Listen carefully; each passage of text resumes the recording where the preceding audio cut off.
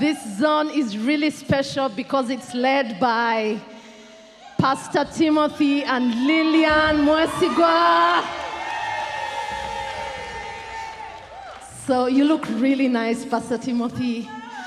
Most of you are used to seeing him playing the keys and Lillian teaching children's church, but they are zonal pastors. And so I want you to clap for them for giving their lives to this mission and being pastors.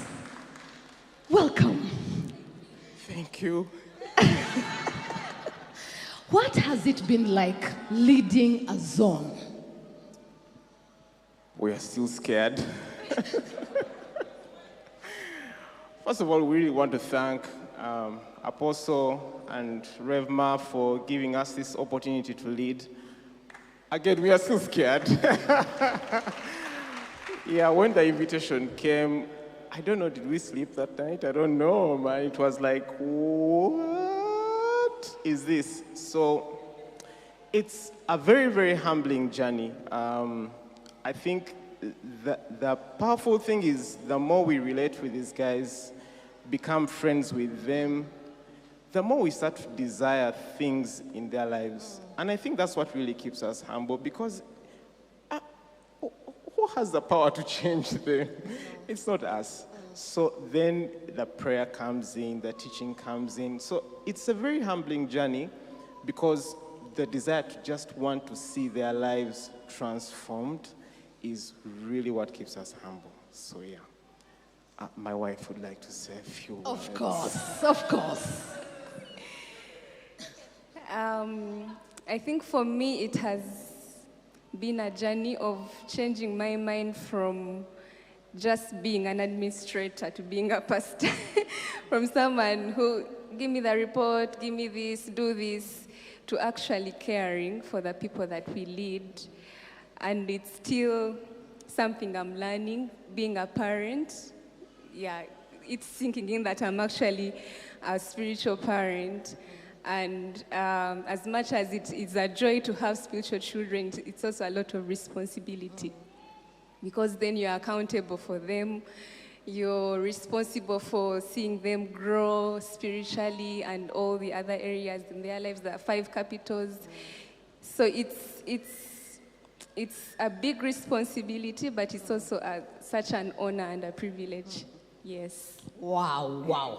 Now, you talked about life transforming. Can you tell us a story of a life transformed in your missional communities, in your zone, somewhere in Kyaliwajjala? Okay, let me ask Julie maybe to come and give us a life transforming story.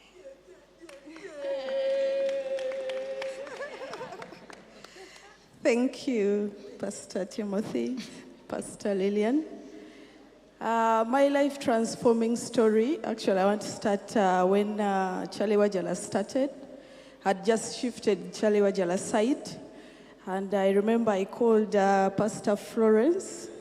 Up to now, actually, I don't know how to differentiate them. I don't know whether she's Florence, I don't know whether she's Martha, but I always get around it. Yeah, so she was the zonal pastor at that time.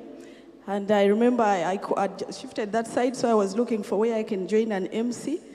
And then they gave me her number. She came in my house, and immediately she requested me to start hosting. And I remember we were really many at that time. But immediately they started coming to my house. They all shifted to another, the MC broke up. So she told me, Juliet, you are now alone, start an MC. And I want to confess, I was really not happy. I was like, all these people here now, you're asking me to start another one. Life began.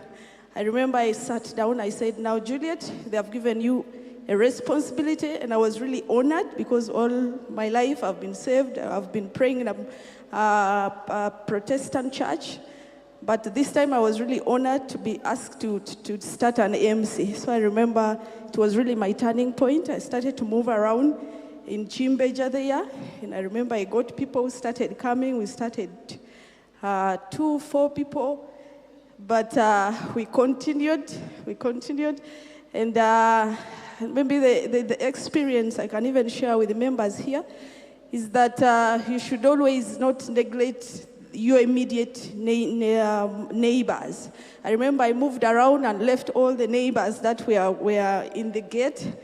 Then they would see us, people come to meet in my house, and I remember one time the lady came and asked me, but how do you go out and you're asking for other people and we are here? So I think this is really for all of us, that every time we are going out to evangelize, don't neglect that gatekeeper. Don't neglect this neighbor you think is a Catholic. Don't neglect this neighbor whom you think is very committed in a Protestant church. It is really for everybody, and we are not doing it by our own selves. It's really the Spirit that brings them to us. Then another life-changing moment is really, since I joined Worship Harvest, I've learned to be generous. I've learned to honor. Even my parents, they're like, what is happening? Even like my own self. Yes, so I really have so many testimonies. My members here know about it, but somehow I don't wish to say here. But maybe specifically about generosity. If somebody like me can receive something from Pastor Ari, there was a day they brought me something in the night, that this is with the love from Pastor Ari. I really felt so happy about it. And every time maybe you're busy in your week, but you receive a message from Pastor Timothy or even Lillian or even members here telling you, how is your day? How do we pray about you? Do you have something? And then they just surprise you with the gifts. Sometimes I'd not experienced that. So also I've learned to do it to my friends. I've learned to do it to my relatives. I've learned to do it to my children even more, to be purposeful, being generous and being kind and being nice. And this has been a changing moment in my life since I joined Worship Harvest. Wow. Thank you so much, Juliet. Now, all these people here are missional community leaders. So, Pastor Timothy, how many missional communities do you have, and how many people are in the missional communities? Yeah.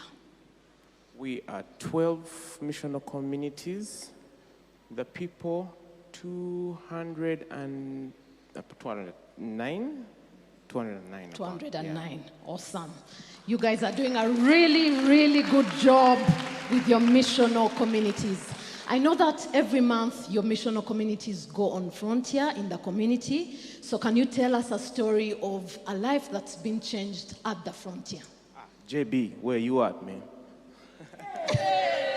This guy has swag, man. Today is not my day, so I'll keep it low. Anywho, so Frontier, for us, we decided to go to the Kyaliwajjala market. So Kyaliwajjala market was, from lockdown, was where we focused on Frontier. We met with the chairman, had a couple of interactions here and there, so we started going in, cleaned the market, we helped with the latrine and all that, emptying the latrine. So it kept on going until one time we met a person of peace. Yes, so we met a person of peace, and voila, our Lugana MC began from Kyaliwajjala market. So right now it has grown. There are around 30 members, and yeah, that's our Frontier story. Wow. Awesome. Lastly, what would you tell these people who are wondering whether a missional community is really worth their time? What would you tell them? Some last words. Missional community is where you find real life, because when you come out here, this is a big space, and so it's a bit difficult to connect at this kind of stage. But when you go down to a missional community, that's where you find people who care, people who love, people who look out for you, and in the same, you start looking out for others. Now, a missional community is a good space to care for one another, and it's also a good space to go out on mission. Yeah, so it's a comfortable space for both worlds, to do big things and to be small enough to care for one another. Awesome. Can you give it up for this zone?